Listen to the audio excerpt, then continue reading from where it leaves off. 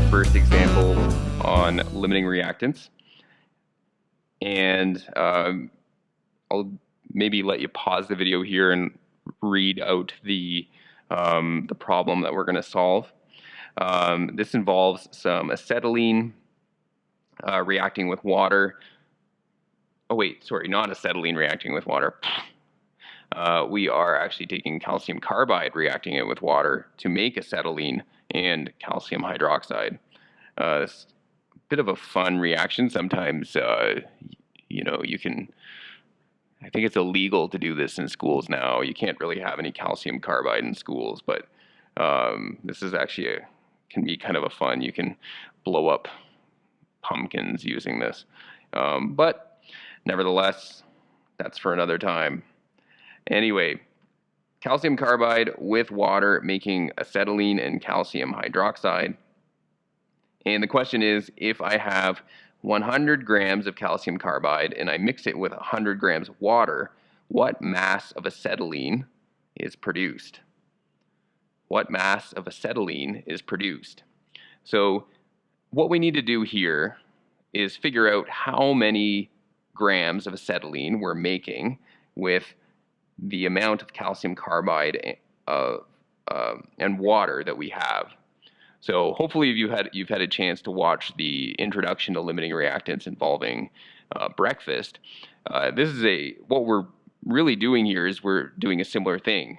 Instead of figuring out how many breakfasts I can make with my starting ingredients of coffee, eggs, bacon, and toast, I'm trying to figure out how much acetylene I can make using 100 grams of calcium carbide and 100 grams of water.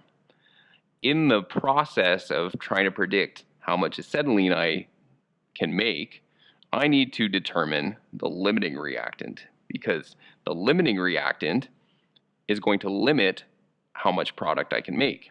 It provides an upper limit to the amount of product you can expect to see once the reaction is complete. So let's go ahead and figure out what the limiting reactant is. So I'm going to call this step determining the limiting reactant. Yes, I can spell. And I'm going to abbreviate a limiting reactant as LR, because why not? So we're going to determine the limiting reactant. So what I need to do is take my two reactants, calcium carbide and water, and I need to convert their masses into moles. So let's start out with the molar mass of calcium carbide. Calcium is 40.08 grams per mole. And I have two carbons, and they're each 12.01 grams per mole. So that gives me a mass of, I should be able to do this in my head, but I don't want to. 40.08 plus 24.02, and we get 64.10 grams per mole. Great. So let's move on and find the molar mass of water. We have an oxygen, which is 16 grams per mole, and two hydrogens, each 1.01 grams per mole. So that gives us a molar mass of 18.02 grams per mole. Okay, so now let's convert these to moles. So moles of calcium carbide, I need to take my mass, which is 1.00 times 10 to the 2 grams. And in effect, I'm dividing it by the molar mass. So I have 64.10 grams in 1 mole. And my moles of calcium carbide, 100 divided by 64.10 and I get roughly 1.56 moles. 1.56 moles of calcium carbide. All right, let's figure out how many moles of water I have. So same thing, 1.00 times 10 to the 2 grams times my conversion factor, which is the molar mass. I divide by that number. So once again, the useful thing about doing this is making sure your units cancel out, and the units you're left over with are moles. So what do we got here? 100 divided by 18.02. And I get roughly 5.55 moles. All right, so there we go. We've converted them to moles. And now what we need to do is we need to look at the mole ratio between calcium carbide and water in the balanced chemical equation. And this equation is already balanced for us. And we can see that for every mole of calcium carbide, I need 2 moles of water to completely react with it. So it's a 1 to 2 ratio. So one method you can use to determine the limiting reactant is to figure out, assume one of the reactants is the limiting reactant, and think about how much of the other reactant is required to completely consume it or completely react with it. So here's one thing you could do. You could say, well, I'm going to assume calcium carbide is the limiting reactant. So I'm going to assume calcium carbide is the limiting reactant. So what that means is the number of moles of water required to react with calcium carbide is going to be the number of moles of calcium carbide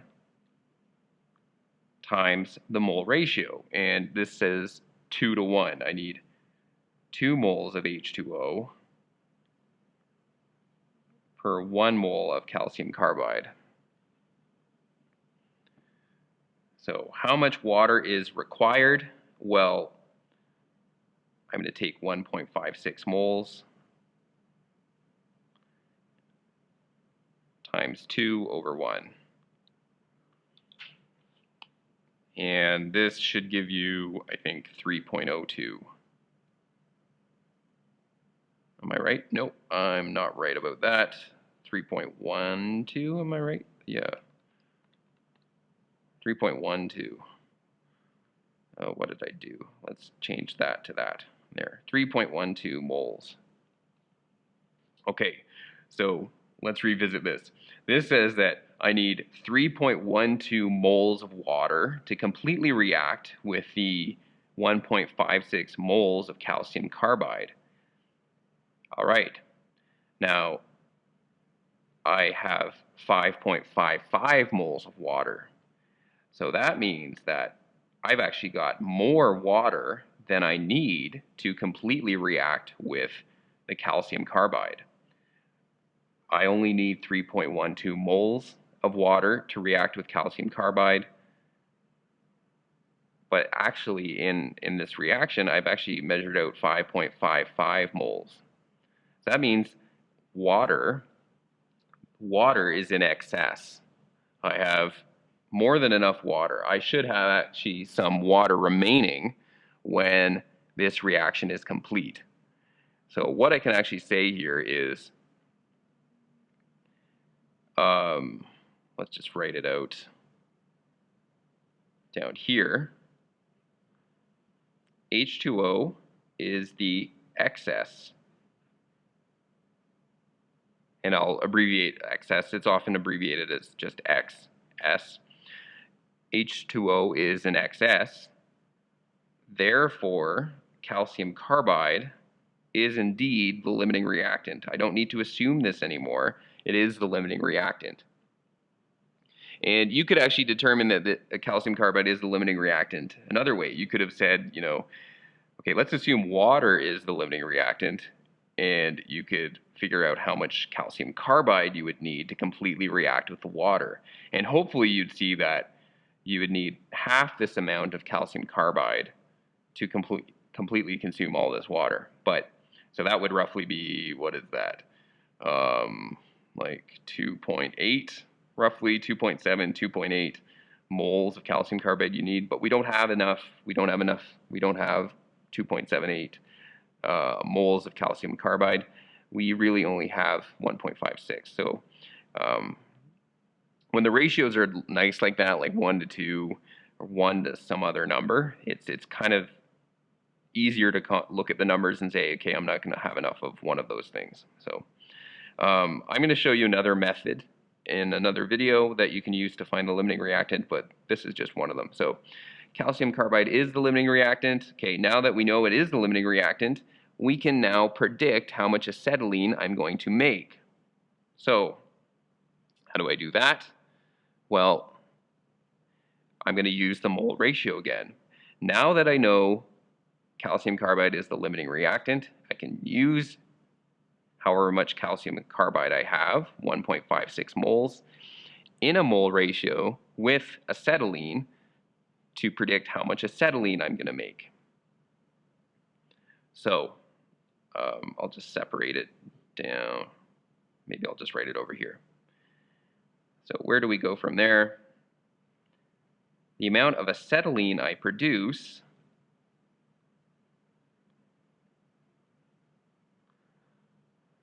is going to be my moles of the limiting reactant, which is calcium carbide, times the mole ratio. And in this case, the mole ratio is 1 to 1.